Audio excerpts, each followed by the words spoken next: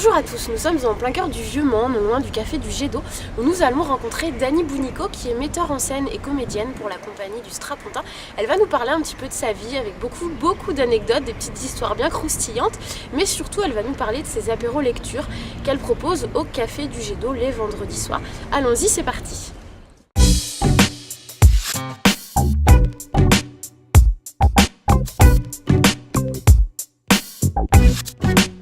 Bonjour Dani Bounico, donc nous sommes aujourd'hui non pas à New York, dommage, oui. Mais nous sommes place des Jacobins au café du Jet d'eau puisque ce soir tu proposes un apéro lecture que tu proposes maintenant ici depuis plusieurs mois. Est-ce que tu peux rapidement nous expliquer comment ça t'est venu, cette idée de créer cet apéro lecture et de réunir des parents mais aussi des enfants, des familles autour de livres?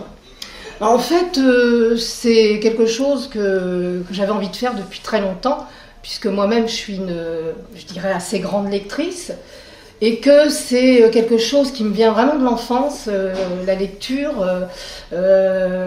Après une enfance très solitaire et un peu triste, le livre m'a apporté un autre monde, du rêve, m'a permis de sortir un peu d'une bulle comme ça, et je me suis dit, il y a longtemps que j'avais envie de faire ça.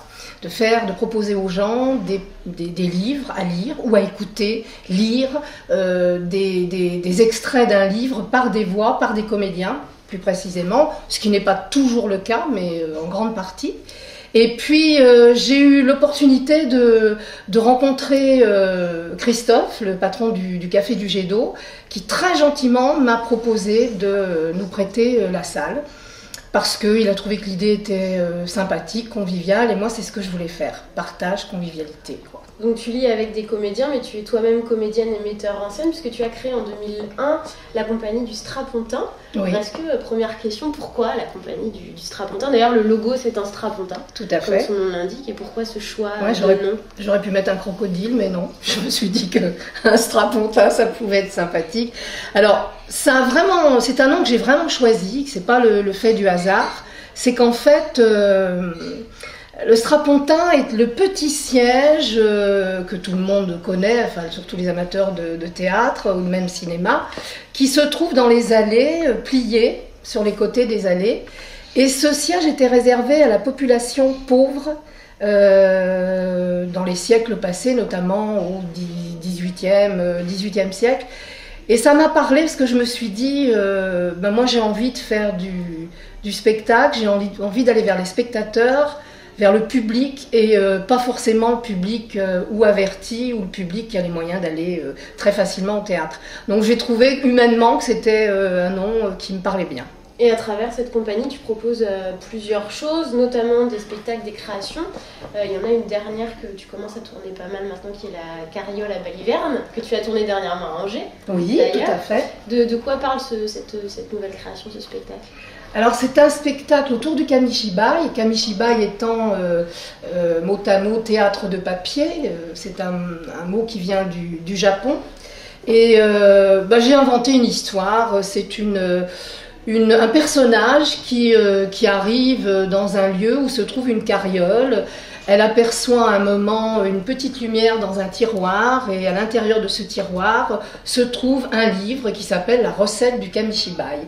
Et elle va donc tout au long du spectacle suivre un peu les instructions que lui donne ce livre, et elle va un peu se transformer au fil du spectacle. Elle a pour compagnon ou compagne une petite souris, Églantine, adorable. Et c'était une occasion de faire découvrir le kamishibai aux enfants, à l'époque d'Internet, à l'époque des jeux vidéo. Là, ce sont simplement des planches à dessin.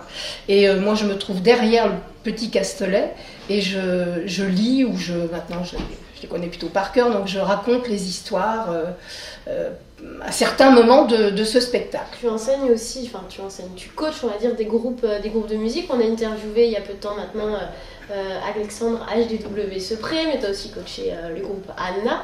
Dans quel cadre ça se situe, ça? Est-ce que c'est vraiment les artistes qui vont vers toi, ou c'est toi qui vas à leur rencontre? Comment ça se passe? Est-ce que tu as peut-être aussi des affinités avec leurs ambiances musicales? Je sais pas comment ça se fait. Alors au départ, Anna, maintenant il y a beaucoup de gens qui le savent, c'est ma belle-fille, mais il y a Xavier qui est donc un guitariste averti que je connais depuis très très longtemps. Là, il y a eu une démarche de leur part, ils avaient envie d'une scénographie, donc là ça a été un peu une rencontre affective quand même.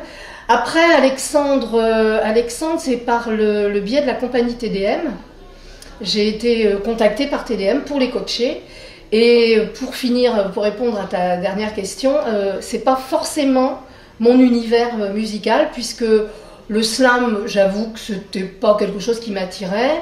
Par contre, je me suis énormément régalée avec Alexandre. D'ailleurs, il sera là ce soir comme spectateur. Je me suis vraiment régalée parce qu'il a un univers extraordinaire, une présence sur scène qui n'est pas, je dirais, anodine, puisque c'est quelqu'un qui a quand même pratiqué le théâtre, l'air de rien. C'est ce qui fait peut-être qu'il arrive à slammer avec autant de panache. Et c'est ça qu'ils attendent de ta part, c'est que tu mettes un peu à leur service tes compétences et tes qualités artistiques? Disons que ce qu'ils attendent de moi, en effet, c'est le regard extérieur. La plupart des musiciens ne savent pas se placer sur scène. Il peut y avoir d'excellents musiciens, mais ils sont souvent un peu penauds sur scène, ils ne savent pas comment arriver, ils ne savent pas comment se présenter. Donc on attend de moi ce travail-là, dans un premier temps. Et comme il se trouve que j'ai eu l'occasion à une période d'être chanteuse, je connais quand même bien l'univers musical et quelquefois ils attendent autre chose, un travail pas directement vocal mais des conseils pour savoir si c'est juste, pour savoir si l'interprétation des chansons est correcte, etc. C'est un travail très très intéressant que j'adore faire. Et le prochain apéro lecture aura lieu quand? Alors ce soir. Ce soir et après. Ce soir et le vendredi 13 avril, nous n'avons peur de rien. Et on sait avec qui? Tu as déjà le comédien ou la comédienne? Alors ce sera certainement Emmanuel Faucon, qui est le jongleur de mots de la compagnie. Je peux déjà vous dire qu'au mois de mai, ce sera Pierre Sarzac.